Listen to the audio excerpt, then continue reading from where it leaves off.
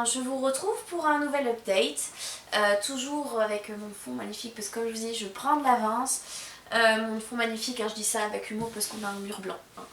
Et j'ai ma petite lumière à côté. Et pour ceux qui sont curieux, nous avons ici Harry Potter and the Philosopher's Stone de J.K. Rowling que tout le monde connaît, c'est la version anglaise. J'essaye de lire un peu anglais ces derniers temps.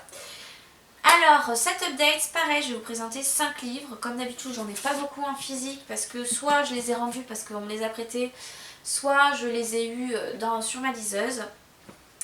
Donc le premier que je vais vous présenter, ça va être Le Cercle Blanc de Nora Roberts, le tome 3, le dernier de cette trilogie.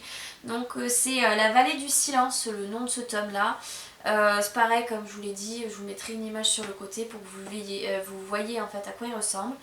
Alors ce livre, comme si vous avez suivi, ça a été mon préféré de la trilogie. C'est en général ce qui a tendance à arriver avec les trilogies de Nora Roberts pour ma part. C'est que j'ai tendance à plus préférer les tomes 3 ou tomes 1 et 2. Je vais pas le répéter une énième fois, mais en termes de romance, je n'attends pas grand chose. C'est pour ça que je vais directement vous le dire parce qu'on sait qui c'est qui reste. Donc on va être sur Sian et Moira pour le dernier couple qui sera à l'honneur dans ce tome 3. Et en fait, toute la partie qu'on va avoir dans ce livre, c'est vraiment la fin de la préparation de la guerre finale et enfin de l'affrontement final et l'affrontement final tout simplement. Donc c'est un tome où on n'a pas le temps de s'ennuyer parce qu'il y a très souvent de l'action, des rebondissements, ce qui fait qu'on ne peut pas s'ennuyer dans ce livre. Surtout que bon, quand on sait qu'on a Sian qui est un vampire qui se bat contre d'autres vampires et les autres du peuple de Géal ne sont pas très contents qu'il soit là, soyons honnêtes. Mais voilà, c'est assez intéressant et je vous dis pas ce qui se passe, hein, mais pour Sian, j'aime bien ce qui lui arrive à la fin et c'est pas mal. Puisque on va être sur une grosse bagarre, baston. Ça va... C'est du Nora Roberts, donc pareil, c'est pas du spoil. Si jamais vous n'avez pas à avoir du spoil sur la fin, arrêtez-vous là et passez à la suite. Concrètement, ça se finit bien, les gentils gagnent et les méchants ils perdent, hein, tout le monde le sait. Donc il y en a qui vont rentrer chez eux et autres. Et ce qui est intéressant, c'est savoir qui va rester à Géal et qui va retourner dans le monde, notre monde contemporain et moderne. Donc c'est surtout sur ça, au final, que j'aime bien parce que ça se passe pas exactement forcément comme on se l'imagine. Pour cette partie du moins. Mais voilà, ça a été assez mouvementé, toujours avec ces histoires de vampires, notre petit mage et notre sorcière adorée, notre gentil vampire, on va l'appeler comme ça, celui qui peut se transformer en dragon et autres animaux s'il en a envie, c'est bien pratique, et notre princesse qui est une fine stratège, et au final ça va être assez intéressant sur la suite.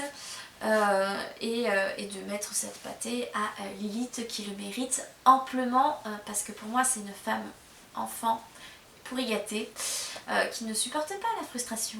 Voilà, donc je suis contente qu'elle en prenne plein la figure à la fin. Prochain livre que je vous présente, il s'agit de Prélude à Fondation de Isaac Asimov. Là c'est la collection des pockets, même si j'ai une autre collection pour celles qui suivent. Enfin, pour Prélude à Fondation ici et Aube à Fondation qui est la suite, je l'ai la même édition. Après j'avais auparavant déjà lu le cycle de Fondation avec Fondation foudroyée, etc. Donc il y en avait 4 ou 5, je sais plus. Cette saga, j'ai appris plus tard qu'il y avait un prélude et une Aube à Fondation. C'est pour ça que je me suis dit tiens si tu les lisais. Puisque pour ceux qui ne le savent pas, dans le cycle de Fondation, on suit toute... le programme fait par le grand chercheur de la psychohistoire qui permet de déterminer un peu les événements futurs dans les grosses lignes et pour limiter la casse sur les périodes d'obscurantisme comme moi je les appelle, de régression. Vous savez, dans l'histoire il y avait plein de périodes de paix avec de grandes avancées technologiques et sociales et d'un coup on retourne au fin fond du trou et on a l'impression que tout ce qui s'est passé avant ça n'a servi à rien. Prendre exemple, tout ce qui est romantique, etc. et le Moyen-Âge. Je pense que c'en est un parfait exemple. Dans le mode obscurantisme, perte des savoirs, etc. on est summum du summum et l'histoire fait que ça fluctue et c'est généralement des cycles comme ça. D'ailleurs, dites-moi si vous pensez qu'on va pas tarder à arriver dans un cycle où l'effondrement des savoirs et de la technologie va arriver. ça peut être intéressant, il y a un sujet à débat. Moi je dis pas mon avis parce que je suis pas là pour ça, mais je pense que c'est intéressant de se poser la question. Et donc là en fait on va retrouver justement Hari Seldon qui est ce fondateur de la psychohistoire et comment il a construit et développé sa psychohistoire. Donc c'est très intéressant, après j'ai mis du temps à le lire parce que ben, voilà, c'est du pocket, c'est écrit petit et je pense que je m'étais un peu éloignée de l'histoire et c'était le temps de retourner dedans. Parce qu'en fait ce que j'ai mis du temps à lire c'est le début, il m'est arrivé à peu près par ici. Là j'ai commencé à avancer vite parce que je me suis remis dans le bain, j'étais bien et j'étais dans ma lancée et c'était parti. Donc oui, je suis contente de l'avoir lu. Je pense que pour ceux qui sont fans de science-fiction, Isaac Asimov c'est un auteur à lire concrètement sur la science-fiction. Et la saga Fondation, c'est une base aussi. Donc je vous le conseille, même si certains vont penser que c'est quelque chose qu'on a vu et revu. En fait non, parce qu'en fait ça fait partie d'un premier qui a sorti ce genre de fiction, de SF comme ça. Donc en réalité c'est les autres qui l'ont copié. Ne confondez pas. Donc quoi qu'il arrive, je vous le conseille. De toute façon vous aurez ma chronique en barre d'informations pour plus de détails sur le sujet pour pas que ça dure des plombs. Autre livre que je vous présente maintenant que je n'ai pas avec moi, c'est Les Mutations de George Comensal. Je ne sais pas si je le prononce correctement puisque c'est un Mexicain. C'est la littérature étrangère. Je ne l'ai pas lu en mexicain, ou du moins en espagnol. Je l'ai lu en français. Et malgré ce magnifique perroquet que vous devez voir sur le côté de ma tête, j'ai pas du tout aimé ce livre. C'est un livre que j'ai lu pour le comité de lecture aussi pour la rentrée et je peux vous dire que ça, j'ai pas aimé. En fait, ce livre parle de quelqu'un, donc le personnage principal, dont j'ai oublié le nom, il me semble que c'est Raymond ou quelque chose comme ça, qui a un cancer au niveau de la gorge en fait, qui va se faire opérer, qui devient un fun. Je spoil rien, c'est le début du livre, hein, c'est, ce préféré c'est la situation de départ, voilà, c'est ça. Et en fait, on va le suivre jusqu'à sa mort. Donc déjà de base c'est pas ce qu'il y a de plus joyeux, voilà, et on va suivre tout son débat interne sachant qu'il ne parle pas, donc on connaît ses pensées, on voit les réactions de ses proches qui réagissent complètement à côté de la plaque, le fil de ses pensées avec justement quand on a un cancer qui nous voue à mourir, qui est voué à nous faire mourir, il y a un moment où on a envie de disparaître, hein, de préparer sa mort, etc. On va tester des protocoles, voir un psychologue, etc. Donc concrètement, c'est ça qu'on va suivre. Et en parallèle, on suit aussi une psychologue qui va le rencontrer d'ailleurs, qui m'a complètement dégoûtée. C'est le genre de psychologue qui...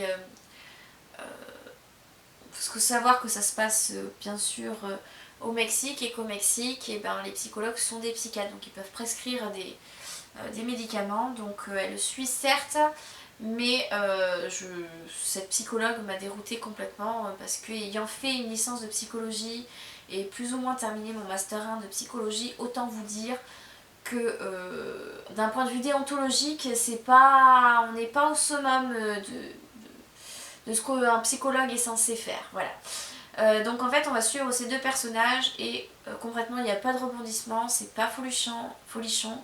On se dit qu'il va y avoir un truc incroyable avec ce perroquet qui parle et qui insulte tout le monde, mais en fait non, c'est juste un perroquet qui parle et qui insulte tout le monde et je trouve que ça amène pas une dimension extraordinaire au livre. Même si la fin est belle, etc. sur la relation entre les deux, moi j'ai pas été transcendée en fait par ce livre du tout. Après, comme ça fait partie du comité, il y en a d'autres qui l'ont lu, il n'y a pas que moi, et ça fait partie de ces livres où soit on aime, soit on n'aime pas. Je fais partie de la team j'aime pas. Mais après vous pouvez apprécier, donc c'est assez particulier, après c'est assez court donc ça se lit rapidement, donc si vous avez envie de le tenter, voilà, vous n'allez pas, c'est pas non plus Bloodsong où c'est 1000 pages, hein, donc vous pouvez y aller, et puis c'est un format broché, il n'y a pas tant de pages et c'est écrit gros, donc faites-vous plaisir si jamais ça vous intéresse. Mais voilà, c'est assez spécial et j'ai pas accroché, je pense que je vais m'arrêter là sur ce livre parce que j'ai pas grand chose de plus à vous raconter en fait. Alors maintenant je vais vous présenter un livre qui est celui-ci, donc c'est Chronique des secondes heures de Tanglemore, c'est le tome 1, donc l'œuvre de Tanglemore de Azael Jelil. Donc c'est une version auto-éditée, donc vous pouvez la retrouver sur Amazon aussi, je sais pas si on peut la voir sur autre chose. C'est l'autrice en fait qui me l'a envoyé, c'est un service presse pour que je le lise. Donc j'ai déjà écrit l'article sur le blog, hein, donc j'avais fait, c'était ça qu'on me demandait, donc le boulot celui-là je l'ai fait. Et je voulais vous en parler parce que j'ai adoré. Alors certains vont dire oh c'est encore de la fantaisie, parce que oui c'est de la fantaisie. C'est un schéma assez récurrent, oui et non. C'est-à-dire que je trouve que le personnage féminin, bien que certains trouvent que c'est un personnage qui ne sert à rien, puisque j'ai lu des commentaires d'autres personnes, je trouve que c'est pas un personnage qui ne sert à rien et passif. C'est-à-dire que cette personne est certes une princesse qui est en fuite, enfin c'est pas que le personnage principal, hein, mais elle a une réelle utilité, c'est-à-dire que c'est elle qui va amener à faire que les différents protagonistes de l'histoire vont se rencontrer, vont partir, pas forcément pour la sauver, parce que qu'on le croit ou non, elle avait développé des capacités pour voler des objets suffisamment utiles pour pouvoir être une voleuse, même si c'est pas ce à quoi elle se voue. Elle est capable de se battre, c'est-à-dire qu'elle sait se servir d'une épée, d'une dague, et que quand elle se fait enlever par le gros vilain, elle cherche à s'en sortir, et d'ailleurs elle y arrive plus ou moins et elle est prête à se battre et elle se laisse pas démonter. Donc pour moi c'est pas le personnage féminin qui sert à rien et qui manque encore de témérité. Je pense que ceux qui veulent un personnage féminin fort avec un caractère et qui est le héros principal n'ont pas compris que dans ce livre c'est l'équipe qui est principale et pas juste le personnage féminin. C'est ce que je reproche en fait pas à l'ère féminisme d'aujourd'hui où on développe les droits de la femme, parce que moi mon but c'est pas le féminisme, c'est l'égalité filles, femmes et garçons. C'est-à-dire que ce que je trouve dommage c'est qu'on en vient sur les livres à critiquer le fait qu'un personnage est comme si en se disant oh encore un personnage fade ou sans qui n'est pas acteur principal de l'histoire. Non, on n'est pas obligé. Dans la vie il y a des gens qui sont effacés, femmes, hommes, il y a dans des histoires il y a un personnage qui n'est pas forcément une grande qu'on juge pas très utile ou qu'on aimerait aimer qu'il soit plus comme ça, et ben voilà, l'auteur a décidé comme ça, c'est son histoire qu'il a imaginée de la sorte. Faut savoir qu'on se tape quand même dans une époque qui est plus ou moins médiévale, et qu'à l'époque médiévale, une femme qui est comme ça, c'est déjà incroyable. Je tiens juste à le repréciser dans le contexte de l'histoire, et que c'est comme le fait d'y avoir absolument un couple homosexuel, fille ou garçon, dans une histoire. Euh, alors oui, moi j'en connais autour de moi, donc forcément il est probable qu'on en rencontre. On n'est pas obligé de les avoir dans les personnages principaux, comme on n'est pas obligé de force d'en mettre en fait, tout simplement parce que je connais, je connais des gens qui jusqu'à récemment ne connaissaient pas de couple homosexuel ou étaient homosexuels dans leur entourage. Donc il y a certes une certaine partie de la population, il faudrait que je recherche les chiffres, je vous mettrai, mais c'est pas 10% de la population et c'est forcément, on n'est pas obligé de les mettre dans un livre et c'est pas forcément de l'homophobie. Moi de l'homophobie ça serait parler d'un livre avec des homosexuels, dire que c'est de la merde et que c'est contre nature. Ça c'est de l'homophobie. C'est mon petit point coup de gueule parce que c'est quelque chose qui m'énerve, que ce soit au niveau religion, au niveau que ce soit au niveau du sexe, que ce soit féminin, masculin ou sur l'orientation sexuelle. Je trouve que c'est dommage de réprimander une œuvre parce que on n'est pas content qu'il n'y ait pas tout ce qu'on voulait avoir et qu'on ne représente pas plus les faits actuels de la société quand surtout quand c'est de la fantaisie ou du fantastique. Avoir une histoire pour mettre en avant un personnage féminin, oui, mais quand c'est pas le but et que là c'est une équipe, non. Voilà, c'est dit, on passe à la suite. Donc ce livre concrètement j'ai adoré, on va suivre un voleur professionnel qui a volé cette fameux œuf de Tanglemore, un tyran qui, son truc c'est tout ce qui se putrifie, tout ce qui est torture. Il a ses petits moines qui sont les pros de la torture qui t'enlèvent de la peau petit à petit, c'est très sympathique, n'est-ce pas?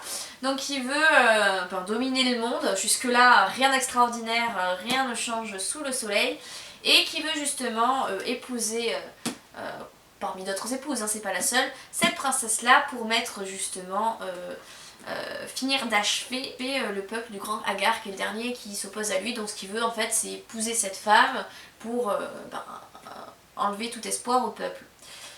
Voilà, donc ça c'est le but du grand méchant de l'histoire, mais la princesse elle veut pas l'épouser, parce qu'en général elle meurt, voilà, il est moche, il empeste, c'est un tyran qui a des valeurs totalement opposées à la sienne, puisqu'elle, voilà, hein, sa religion c'est la vie en premier, la vie à tout prix.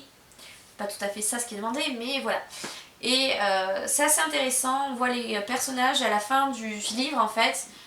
On a tous les personnages de l'équipe qui sont réunis, qui vont pouvoir partir en quête tous ensemble pour justement eh bien, contrer ce grand tyran méchant, pas gentil, et trouver comment le supprimer le pouvoir qui fait qu'il est un peu au-dessus, parce que bien sûr il utilise le fameux œuf de Tanglemore, et l'œuf de Tanglemore, ça se détruit.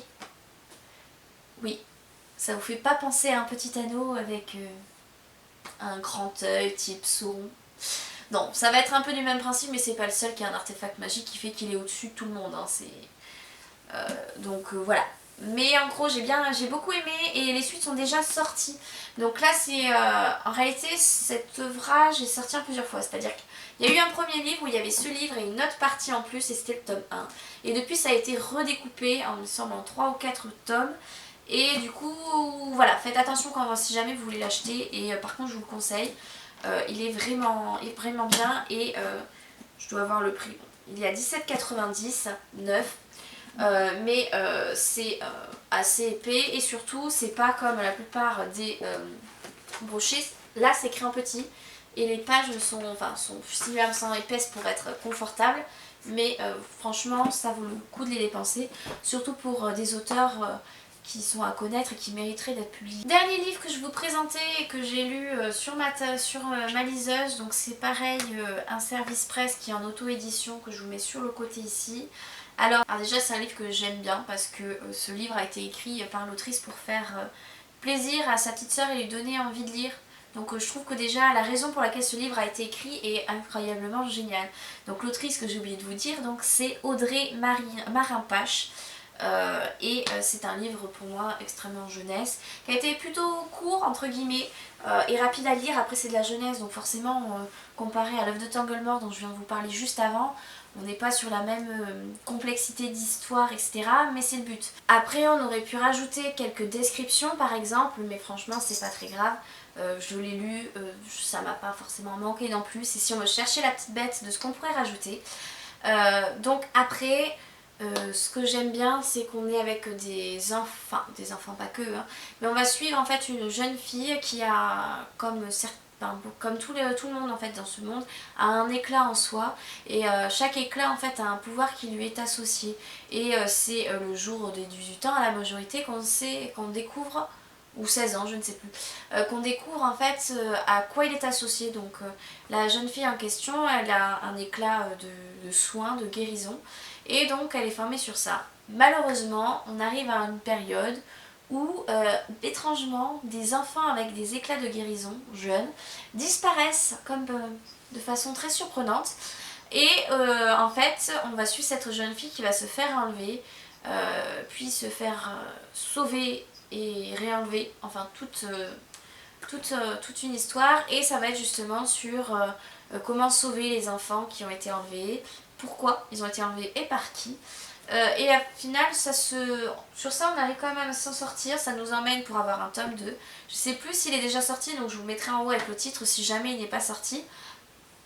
Et l'histoire est assez sympathique.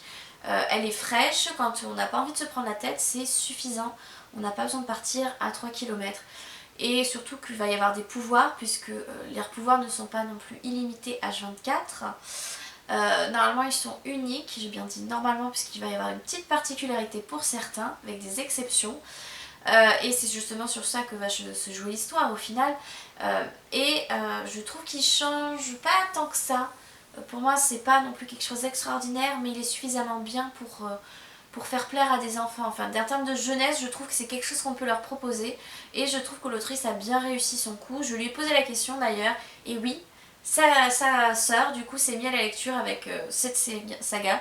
Donc si vous aussi vous avez envie pour une jeune adolescente ou jeune adolescent, ça dépend des goûts, ou pour un enfant en fin de primaire, de lui donner envie de lire, cette saga c'est une possibilité.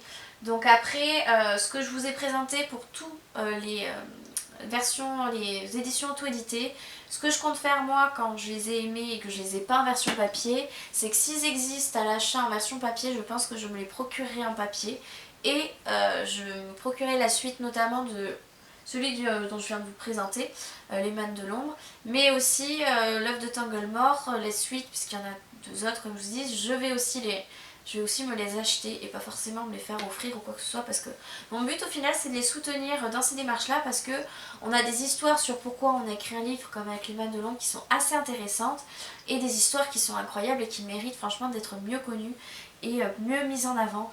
C'est pour ça aussi que je vous les présente. Donc c'est sur cette partie là que se finit mon update. J'espère bientôt pouvoir vous présenter mon nouveau fond qui sera ma bibliothèque. Pas celle avec les mangas pour le coup, ce sera celle avec mes livres, avec mes romans comme celui-ci, puisque j'aurai un bureau où ce sera facile de filmer, parce que en ce moment ma bibliothèque n'est pas la plus accessible, enfin ça l'était. Enfin c'était compliqué, et donc je vais pouvoir bientôt vous reprendre, et normalement je pense qu'il y aura encore une ou peut-être 2 vidéos comme ce que je suis en train de vous faire ici avec ce fond, et après on retrouvera avec mon nouveau fond, mon nouveau chez moi, et j'ai hâte. Donc je vous dis sur ce à bientôt pour une prochaine chronique update ou autre chose en rapport avec les livres, et je vous dis à bientôt.